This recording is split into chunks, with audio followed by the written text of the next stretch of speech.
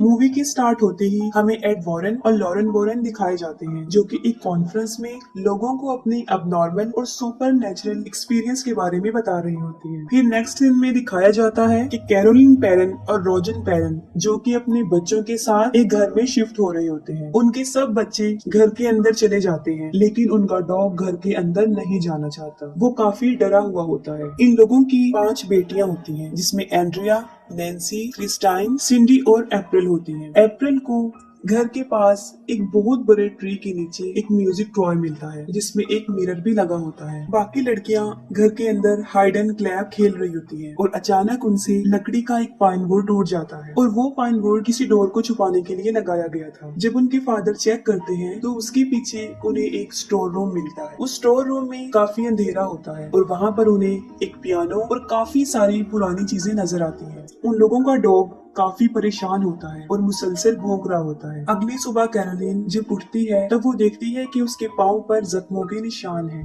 और उनके घर की सारी घड़ियां 3:07 पर रुकी होती हैं और उनकी बेटी अप्रैल को उनका डॉग बाहर मरा हुआ मिलता है। इसके बाद अगला सीन हमें एड वॉरेन के घर पे गोस्ट म्यूजियम में दिखाया जाता है। वहाँ एड के साथ एक प्रेस रिपोर्टर भी होता है। वहाँ पर वॉरेन प्रेस रिपोर्टर को ये बता रहा होता है कि इस म्यूजियम में जितनी भी चीजें हैं वो सारी जिन्नात की भूतों की हैं या उन्हें जादू टोनों में इस्तेमाल किया गया है और ये गोस्ट महीने में एक मर्तबा यहाँ आके प्रेयर करते हैं। फिर एड उन्हें एक एनाबेल डॉल के बारे में बता रहे होते हैं। वो बताते हैं कि इस डॉल में एक बहुत बड़ी शैतानी ताकत जिसने इसे अपना सोर्स बनाया हुआ है। इसके बाद फिर हमें वो फार्म हाउस दिखाया जाता है, जहाँ पर जैसे ही 3:07 होते हैं घड़ी वहीं पर रुक जाती है और ठीक उसी वक्त बुरी चीजों का टाइम शुरू हो जाता है। फिर क्रिस्टीन जब अपने बेड पर सो रही होती है तब कोई जोर से उसका पाँव खींचता है और इसके साथ उसे बहुत गंदी स्मेल भी आती है। सिंडी को नींद में चलने की आदत होती है और वो नींद में चलते चलते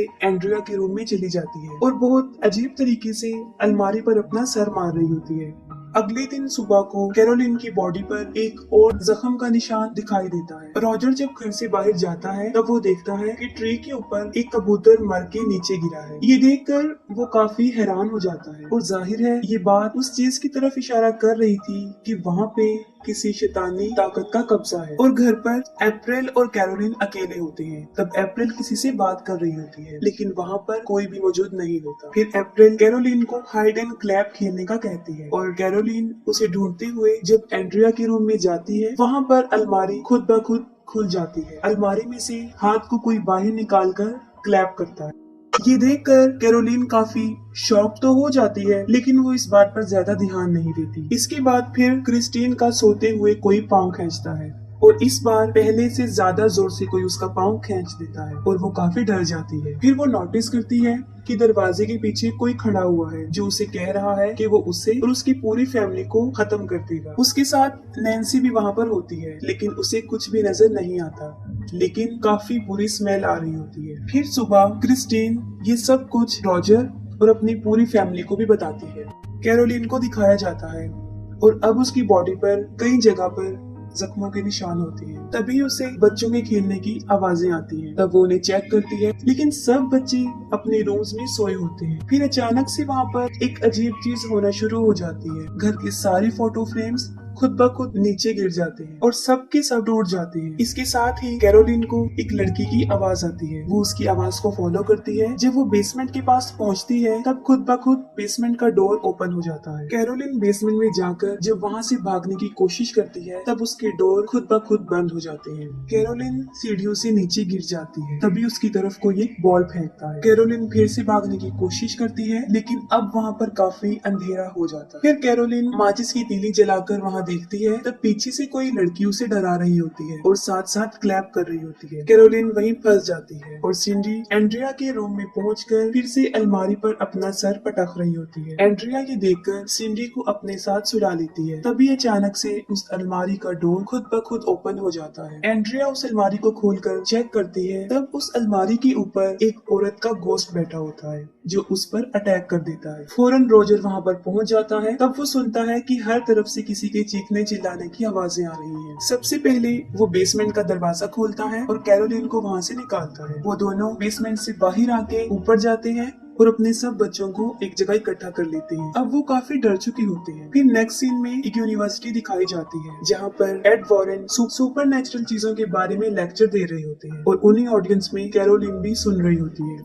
लेक्चर की खत्म होती ही कैरोलिन एड वॉरेन और लॉरेन वॉरेन के पास जाती है और उन्हें रिक्वेस्ट करती है कि वो उनके घर पर आए, जिस पर एड और लॉरेन उनके घर चले जाते हैं। तब कैरोलिन और रॉजर उन्हें सारा माजरा बताते हैं कि हालात दिन ब दिन बिगड़ते जा रहे हैं। वो बताते हैं घर में गंदी स्मेल आती है, रात में 3 दफा दरवाजा नॉक होता है और सुबह होकर बंद हो जाता है, और जो भी बर्ड उनके घर पे आकर बैठता है सुबह उनके गार्डन में मरा हुआ मिलता है। घर की सारी घड़ियां 3:07 पर रुक जाती है। उनके जवाब में एड उन्हें बताता है कि ये सब कुछ वहाँ पर शैतान होने की तरफ इशारा कर रहे हैं। इसके बाद वो लोग बेसमेंट में जाते हैं और वहाँ पर जाकर लॉरेन समझ जाती है कि यहाँ पर कुछ अच्छा नहीं हुआ और उसी जगह पर काफी बुरे हालात हो चुके होते हैं। एड उस घर में होने वाले सारे इंसिडेंट्स का कैरोलिन से पूछते हैं और उन सब बातों को रिकॉर्ड कर लेते हैं। दूसरी तरफ लॉरेन अप्रैल से उसकी एक फ्रेंड के बारे में पूछ रही होती है, जिस पर अप्रैल उसे वो म्यूजिक टॉय दे देती है। जब लॉरेन उस म्यूजिक को प्ले करती है तब वो देखती है कि उसके मिरर में एक छोटे बच्चे की सोल है और वो उसी बच्ची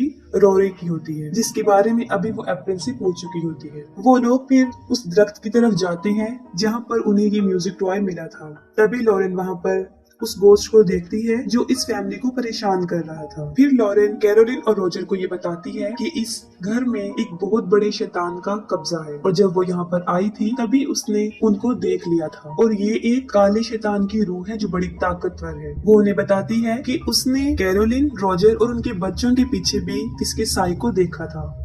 उस गोस्ट की परछाई उनके साथ है और वो ही उन्हें परेशान कर रही है और यहाँ तक वो उनके पीछे लग गई हैं कि अगर वो ये घर छोड़कर यहाँ से चले भी जाएं तब भी वो इनका पीछा नहीं छोड़ेगी। तब एड उन्हें बताते हैं कि उन्हें यहाँ पर एक्सॉर्सिज्म करना है, जिसके लिए उन्हें चर्च से इजाजत लेनी पड़ेगी, जिसके लिए पहले तो उन लोगों ने चर्च वालों को सबूत देना है, तभी वो लोग इन्हें अलाउ करेंगे। लॉरेन उन्हें बताती है कि यहाँ पर बहुत सारे असेब हैं और सबसे बुरा एक साया है जिसके दिल में शदीद नफरत भरी हुई है।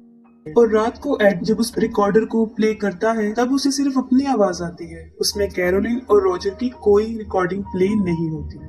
और लॉरेन एड को इस जगह की हिस्ट्री के बारे में बताती है कि एक आदमी ने यहाँ पर एक फार्म हाउस बनाया था। उस आदमी ने एक औरत के साथ शादी की थी जो काले जादू पर बहुत यकीन करती थी, यहाँ तक कि वो खुद भी काला जादू करती थी और वो शैतान को मानने वाली थी। उस औरत का नाम बादशिबा था और बादशिबा ने अपने 7 दिन के बच्चे को जलाकर उसकी कुर्बानी दे दी थी। और जब ऐसा करता उसके हस्बैंड ने उसे देख लिया था तब वो भागकर बाहर आई और एक दरख्त पे चढ़ के उसने सुसाइड कर ली और खुद को फांसी दे दी। इस इंसिडेंट के बाद उस घर में कई ज्यादा डेथ्स हुई, जैसे रोरी नाम का एक बच्चा गुम हो गया था और उसके गम में उसकी माँ ने उसी घर के स्टोर रूम में सुसाइड कर ली थी। इसके अलावा उस घर की एक नेबर ने भी वहाँ पर सुसाइड की और एक बच्चे की वहाँ पर मौजूद एक तालाब डूबने से मौत हो गई थी। वो लोग जब ये बातें कर रहे होते हैं तब अचानक से प्लेयर खुद ब खुद प्ले हो जाता है और अब एड की आवाज के साथ एक गोस्ट की आवाज भी आती है जो कि काफी खौफनाक थी। और उस वक्त टाइम भी 3:07 हो रहे होते हैं। अगले दिन एड और लॉरेन रॉजर के घर पे जाते हैं और सारे सबूत इकट्ठे करते हैं ताकि वो चर्च को दिखा सके।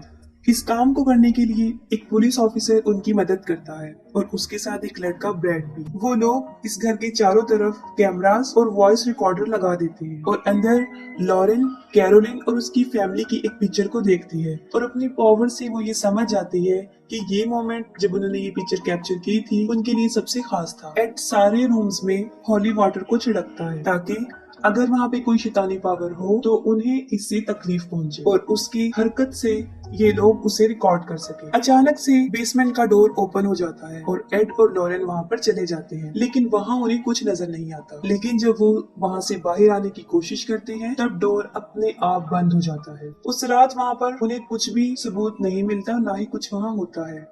और अगली सुबह वो सब लोग खुशी खुशी ब्रेकफास्ट कर रहे होते हैं। एड कैरोलिन को कहता है कि तुम रेस्ट कर लो, मैं और लॉरेन सब संभाल लेंगे। फिर जब लॉरेन कपड़ों को सुखा रही होती है तब वो देखती है कि बादशिबा उस कपड़े के पीछे वाली साइड पर खड़ी है और अचानक से वो कपड़ा उड़कर कैरोलिन की बेडरूम की खिड़की पर जाकर चिपक जाता है और जैसे ही विंडो से कपड़ा हटता है लॉरेन को वहाँ पर बादशिबा की रूह नजर आती है। इससे पहले कि लॉरेन कैरोलिन के पास पहुँचती, बादशिबा उसको पोजेस कर लेती है और अब वहाँ पर पर शैतानी लम्हे शुरू हो जाते हैं और ये इविल सोल्स काफी भयानक होती है। सबसे पहले पुलिस ऑफिसर ब्रैड को एक लड़की की आवाज आती है और उसे फौरन उस नौकरानी जिसने सुसाइड की थी उसका गोश्त नजर आता है और वो पुलिस ऑफिसर को काफी डरा देती है। फिर नैन्सी नींद में चलते हुए एंड्रिया के रूम में चली जाती है।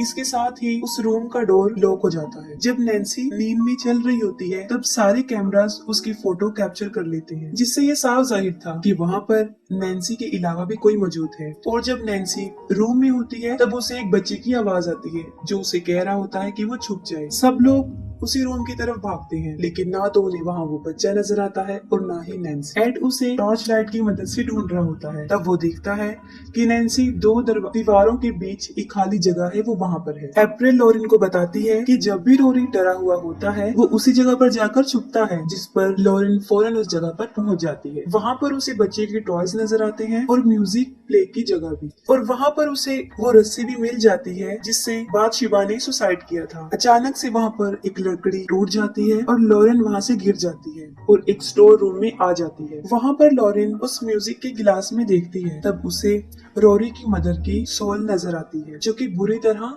रो रही होती है। रोरी की मदर का गोस्ट लॉरेन को कहता है कि उसने उससे ऐसा करवाया था और ये कहते ही वो वहाँ से गायब हो जाती है। और वहीं पर बादशिबा का गोस्ट भी होता है जो लॉरेन को काफी डरा देता है, और जब वो वहाँ से भागने लगती है तो वो उसके गले की चेन को खींचकर पीछे की तरफ लाती है। वो लॉकेट टूटकर वहाँ गिर जाता है जो उसे उसकी बेटी ने दिया था। लॉरेन की बेटी का नाम जूडी होता है जिसमें उसकी पिक्चर भी लगी होती है। लॉरेन भागकर बाहर आती है और वो सबको बताती है कि ये बुरी परछाइयां सिर्फ माँ पर ही हावी होती है और माँ के हाथों ही उसके बच्चे की जान ले लेती है। वो उन्हें बताती है कि अब वो कैरोलिन को पोजेस कर रही है और उसकी बॉडी पर जो जख्मों के निशान है इसकी भी ये गोस्ट ही वजह है। अचानक से सारे क्रॉस जमीन पर गिर जाते हैं और नैन्सी को कोई ताकत उसके बालों से पकड़ती है और उसे इधर उधर मारना शुरू कर देती है, लेकिन वो लोग नैन्सी को बचाने में कामयाब हो जाते हैं। वो लोग इस घर को छोड़ने का फैसला कर लेते हैं, जिस पर एड रॉजर को बताता है कि ये सब कुछ वो चर्च के सामने पेश करेंगे और फिर इस घर का एग्जॉर्सिज्म करेंगे। इसी दौरान लॉरेन को अपनी बेटी जूडी की आवाज आती है और वो देखती है कि तालाब में उसकी डेड बॉडी है। ये देखकर लॉरेन काफी डर जाती है। वो अपनी बेटी के लिए काफी परेशान हो जाती है और एड को भी इस बारे में बताती है कि ये हमारे लिए भी एक इशारा है। अगले दिन लॉरेन और एड फादर को उस घर में होने वाले वाकयात के बारे में बताते हैं और सारे सबूत भी दिखाते हैं, और उनके पास वो पिक्चर भी होती है जब नैन्सी नींद में चल रही होती है और उस वक्त वहाँ पर नैन्सी के साथ रोरी की सोल भी खड़ी होती है, जिसके लिए फादर उन्हें ये कहते हैं कि एग्जॉर्सिज्म के लिए उन लोगों को मजीद आगे से परमिशन लेनी होगी क्योंकि ये लोग कैथलिक नहीं है। फिर हमें लॉरेन एड की बेटी जूडी दिखाई जाती है और वो बादशिबा का गोस्ट उसके लॉकेट के जरिए उस बच्ची के पास पहुंच जाता है। तभी वो जूडी का पाँव खींचती है जिससे वो जाग जाती है और काफी डर जाती है और अपने मदर और फादर को ढूंढते हुए अपने रूम से बाहर आ जाती है। और यहाँ पर हम ये भी देखते हैं कि उनके उस गोस्ट म्यूजियम में वो अनाबेल डॉल नहीं है, जिससे जूडी काफी डर जाती है। और उसी वक्त वहाँ पर बादशिबा नजर आती है जिसकी गोद में वो अनाबेल डॉल बैठी होती है। बादशिबा जूडी को डराती है और उसे नुकसान पहुंचाने की कोशिश भी करती है, लेकिन बिल्कुल ठीक वक्त पर एड और लॉरेन वहाँ पर पहुंच जाते हैं और अपनी बेटी की जान बचा लेते हैं। और दूसरी तरफ कैरोलिन अप्रैल और क्रिस्टाइन को अपने साथ कहीं पर लेकर जा रही होती है, और जैसे इस बात का रोजर को पता चलता है वो फौरन एड को इन्फॉर्म करता है। लॉरेन उसे बताती है कि वो अपने बच्चों को लेकर उस घर में जा रही है क्योंकि ये सारी शैतानी ताकतें माओ पर अपना असर जमा कर उनसे अपने बच्चे की डेथ करवाती है। और ये सब लोग दोबारा उस घर में चले जाते हैं। जैसे ही ये लोग वहाँ पर पहुँचते हैं तब कैरोलिन क्रिस्टाइन को मारने वाली होती है, लेकिन वो लोग क्रिस्टाइन को बचा लेते हैं और उसे कार में बिठा देते हैं। अप्रैल इस इंसिडेंट को देखकर काफी डर जाती है और किसी जगह पर जाकर छुप जाती है। और जब वो लोग कैरोलिन को घर से बाहर निकालने की कोशिश करते हैं तब वो गोस्ट उसको नुकसान पहुंचाने की कोशिश करता है और कैरोलिन को बाहर जाने नहीं देती। और लॉरेन फौरन समझ जाती है कि अगर कैरोलिन बाहर चली गई तो वो गोस्ट इसको जान से मार देगा, और वो शैतान कैरोलिन को खींचकर फिर से स्टोर रूम में ले जाता है। वो लोग स्टोर रूम में जाकर कैरोलिन को कंट्रोल करने की कोशिश करते हैं, लेकिन ये शैतान काफी पावरफुल होता है और उसकी हालत काफी खराब कर चुका होता है, जिससे उसे कंट्रोल में करना कोई आसान बात नहीं थी। और दूसरी तरफ वो पुलिस ऑफिसर घर में अप्रैल को ढूंढ रहा होता है। कैरोलिन किसी के भी कंट्रोल में नहीं आती और वो एक एक करके सब पर अटैक कर देती है। वो लोग कैरोलिन को एक चेयर से बांध देते हैं और उसकी हालत देखकर एड ये डिसीजन लेता है कि वो फौरन इस जगह का एक्सोर्सिज्म करेंगे। जैसे ही एड एक्सोर्सिज्म स्टार्ट करता है, ये शैतान यानी बादशिबा कंट्रोल से बाहर हो जाता है और वहाँ पर शैतानी ताकतें और पावरफुल हो जाती हैं। लेकिन एड नहीं रुकता और वो एक्सोर्सिज्म के वर्ड्स को मुसलसल बोलता रहता है और फिर हमें एक अजीब मंजर दिखाया जाता है कि वो शैतान इस एक्सोर्सिज्म को रोकने के लिए उस चेयर को हवा में उछाल देता है और साथ ही उस कुर्सी को नीचे गिरा कर उस कुर्सी को भी तोड़ देता है और इससे कैरोलिन की सारी रस्सियां खुल जाती हैं और वो एड को मुख्तलिफ तरीकों से मारने की कोशिश करती है और उसी दौरान थॉमस को भी अप्रैल मिल जाती है और जैसे ही कैरोलिन को पता चलता है कि अप्रैल कहाँ पर छुपी हुई है, वो उसे मारने के लिए उसकी तरफ बढ़ती है। लेकिन इससे पहले कि कैरोलिन उसे मारती, एड वहाँ पर पहुंचकर एक्सोर्सिज्म कंप्लीट करता है और एड बादशिबा को कसम देता है जिससे वो मानती है कि वो वहाँ से वापस चली जाए। लेकिन अभी भी वो शैतान कैरोलिन पर हावी होता है और तब लॉरेन और रॉजर उसकी मदद करते हैं। वो लोग कैरोलिन को उसकी फैमिली और उसके बच्चों की यादों के सहारे उसे पावरफुल बनाते हैं ताकि वो इस घोस्ट का मुकाबला करे और एट लास्ट कैरोलिन की फैमिली और उसके बच्चों का प्यार उसके लिए जीत जाता है और वो शैतानी घोस्ट कैरोलिन को मजबूरन छोड़कर वहाँ से चला जाता है और कैरोलिन भी अपनी नॉर्मल हालत में वापिस आ जाती है। वो लोग फिर से अपनी जिंदगी हंसी खुशी गुजारने लगते हैं